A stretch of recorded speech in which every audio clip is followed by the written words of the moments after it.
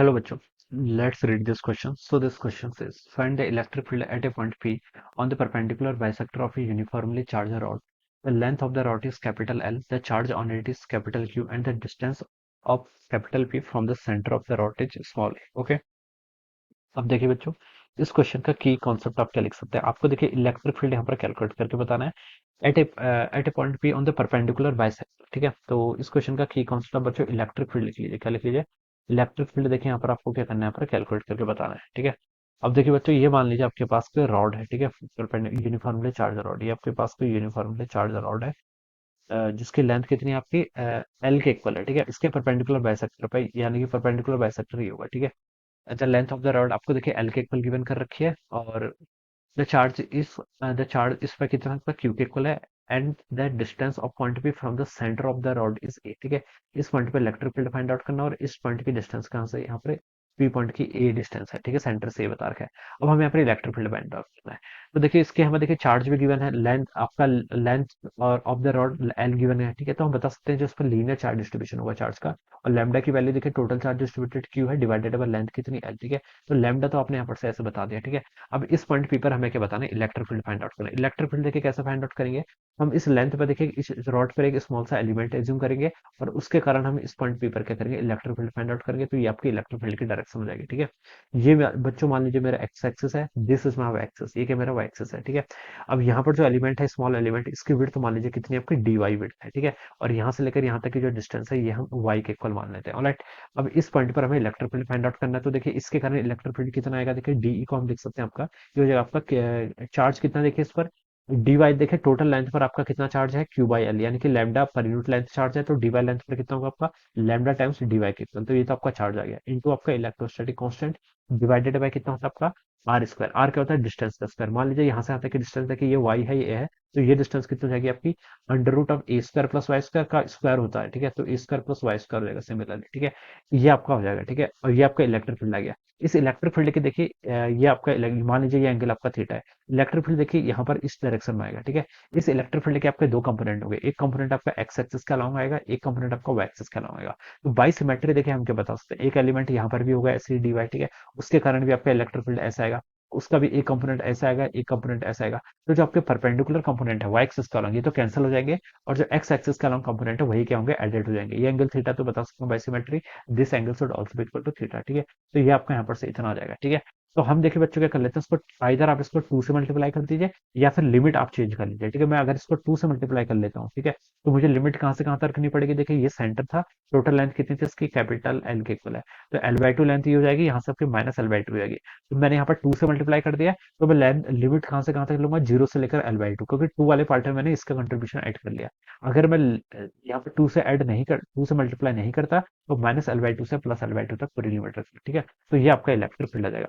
और इस electric field की डायरेक्शन कहाँ की आपकी, अलोंग पॉजिटिव एक्स एक्सिस, यानी कि प्लस आई कैप लिख लिया मैंने। ठीक है, अब यहाँ से आप क्या कर लीजिए, ये तो डी स्मॉल एलिमेंट के कारण आई, अब आप टोटल एलिमेंट के कारण इसका इंटीग्रेशन कर लीजिए। ठीक है, इसका इंटीग्रेशन करेंगे तो कितना आएगा, टू लैम्डा देखिए कांस्टेंट है, के ई भी क्या आपका कांस्टेंट है, उसका बाहर ले आइए। टू लैम्डा के ई को ओपन कर लेते हैं, के ई क्या होता है आपका इलेक्ट्रोस्टैटिक कांस्टेंट, इसकी वैल्यू होती है आपकी 1/4 पाई एप्सिलॉन नॉट। ठीक है, अंडर रूट, यहाँ पर क्या बच गया देखिए आपका, सॉरी, इंटीग्रेशन के अंदर क्या बच गया आपका, डी वाई वाली टर्म बच गई, डिवाइडेड बाय कितना है यहाँ से आपका a square plus y square into कितना है कॉस थीटा। कॉस थीटा को ओपन कर लेते हैं, कॉस थीटा देखिए किसके इक्वल होता है, बेस अपॉन हाइपोटेनस, बेस तो आपका ए है, हाइपोटेनस ई है। ठीक है, तो बेस कितना हो गया आपका ए, डिवाइडेड बाय हाइपोटेनस हो गया आपका under root of A square plus y square, ये टर्म इतना आ गई, net electric field along i cap. ठीक है, पॉजिटिव आई कैप ये लिख सकते हैं। ठीक है, अब यहाँ से देखिए आप क्या कर लीजिए, यहाँ से आपका देखिए टू लैम्डा, ठीक है, ए वाला बाहर आ जाएगा, ये कांस्टेंट है, यहाँ पर क्या बचेगा आपका 4 पाई एप्सिलॉन नॉट, ये टर्म ऐसे रहेगी, और ये क्या बचेगा आपका डी वाई डिवाइडेड बाय कितना हो गया, a square plus y square to the power आपकी 3/2 जाएगी। ठीक है,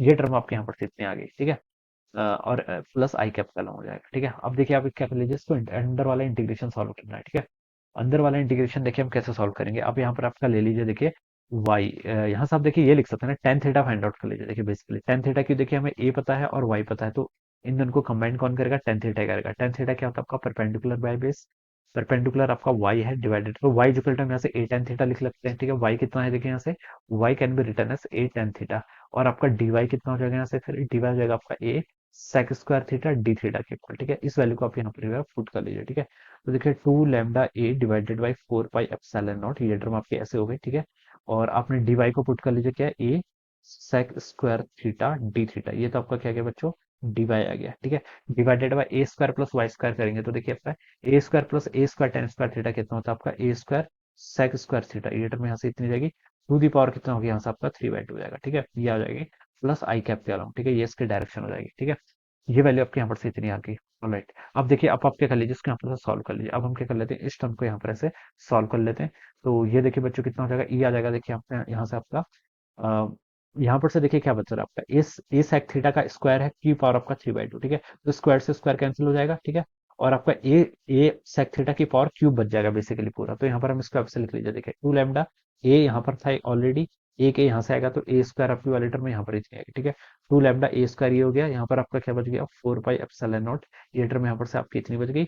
और ऊपर क्या था आपका, ऊपर आपका sec square theta d theta divided by नीचे देखिए क्या बचा आपका, a cube sec cube theta, ठीक है। तो ए क्यूब को तो देखिए बच्चों बाहर लेके आ गए, यहाँ पर क्या बच गया आपका सेक क्यूब थीटा, ठीक है। ए स्क्वायर से बच्चों ये टर्म कैंसिल हो जाएगी तो सिंपली ए बच जाएगा, सेक स्क्वायर थीटा से एक सेक बच जाएगा सिंपली, ठीक है। तो ये हो जाएगा आपका 2 lambda divided by 4 pi epsilon naught ए, ये टर्म यहाँ पर से इतनी आ गई। और क्या बच गया आपका, सेक थीटा का ऊपर लेके जाएंगे तो कॉस थीटा डी थीटा, ये हो जाएगा, ठीक है। अब आप इसको क्या कर लीजिए, यहाँ से इंटीग्रेट कर लीजिए, ये क्या हो गया 2 lambda by 4 pi epsilon naught A. Cos theta का इंटीग्रेशन क्या होता है, कॉस थीटा का इंटीग्रेशन आपका साइन थीटा के इक्वल होता है, ठीक है। ये आपका यहाँ से इतना आ गया, ये कितना हो जाता है आपका साइन थीटा के इक्वल। अब साइन थीटा को देखिए आप यहाँ से ओपन कर लीजिए, 2 लैम्डा साइन थीटा कितना होता है आपका, परपेंडिकुलर अपॉन हाइपोटेनस, ठीक है। परपेंडिकुलर वाई है और हाइपोटेनस आपका ये हो जाएगा। और तो आप इसको 2 lambda by 4 pi epsilon naught a कर लीजिए, परपेंडिकुलर कितना वाई डिवाइडेड बाय हाइपोटेनस आपका under root of A square plus y square. और लिमिट कहाँ से कहाँ तक आएगी आपकी, देखिए अब वाई की लिमिट पुट करनी है 0 से लेकर एल तक, ठीक है। बस आप इस फॉर्मूले में क्या कर लीजिए, वैल्यूज के यहाँ पर पुट कर लीजिए, आपके यहाँ से क्या जाएगा, आंसर आ जाएगा, ठीक है। तो देखिए मैं यहाँ पर इसकी वैल्यूज को क्या कर लेता हूँ, पुट कर लेता हूँ। तो देखिए आपका lambda by 2 pi epsilon not है, ठीक है। ये तो इधर आ गया, 2 से बाहर मैंने 2 कैंसिल कर दिया, अंदर बच गया आपका L divided by under root of A square plus L square, minus आपका यहाँ पर कितना हो जाएगा, यहाँ पर आपका y की जगह 0 पुट कर देंगे तो ये आपका टर्म 0 हो जाएगी। तो बेसिकली इतना आपका आंसर आ जाएगा, ठीक है। तो यहाँ से बच्चा आपका फाइनल आंसर क्या आ गया, फाइनल आंसर हो जाएगा आपका lambda l divided by 2 pi epsilon naught a. और यहाँ पर क्या बच गया आपका a square plus L square to the power 1/2, ठीक है। तो ये आपका क्या हो जाएगा, this will be the final answer, ये क्या हो जाना चाहिए आपके यहाँ से फाइनल आंसर हो जाना चाहिए, ठीक है। यहाँ पर देखिए आपको ये भी पुट करना है, यहाँ पर देखिए आप क्या कर लीजिए, लैम्डा हमने यहाँ पर इंट्रोड्यूस किया तो लैम्डा को हम क्या लिख सकते हैं, क्यू बाई एल। तो इसको लैम्डा को रिप्लेस कर लेंगे किससे, लैम्डा देखिए यहाँ पर क्यू बाई एल था तो हम यहाँ पर इसको रिप्लेस कर लेते हैं क्यू बाई एल से। क्यू बाई एल से तो आपका एल कैंसिल हो जाएगा, क्यू डिवाइडेड बाई कितना हो गया आपका 2 पाई एप्सिलॉन नॉट ए। और यहाँ पर बच गया आपका a square plus L square to the power 1/2, ठीक है। तो ये आपका यहाँ से फाइनल आंसर हो जाएगा, ठीक है। This should be the answer, answer ही होना चाहिए, alright. So I hope you all understood this concept, all the best and thank you so much.